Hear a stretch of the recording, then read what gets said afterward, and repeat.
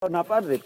Tahu lu, Rip, daun apa Ini nih? disebutnya daun haruk, Bang. Sini. Daun haruk, karuk. Ya, Daun haruk.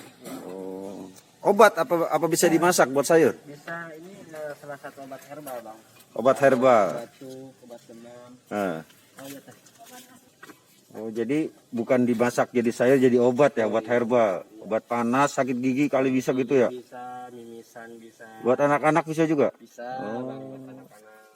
Caranya apa? Direbus apa diseduh, diperes? Ya, caranya pertama yaitu abang nih petik nih, pilihin daun-daunnya yang udah kering tuh. Oh, ya dipilihin. Ya, dipilihin. Terus kumpulin. Oh, dimasak, diperes apa ditumbuk? Enggak, dikumpulin dulu. Heeh. Terus abang ke apotek. Oh, bawa ke apotek di lab, Bawa, enggak. diproses. Enggak, bawa dulu ke apotek. Nah, abang di situ beli tuh obat panas, beli obat. Oh, beli obat. Iya, beli obat. Daunnya? Buah tuh kan ada sepasang. Coba lo, Rip.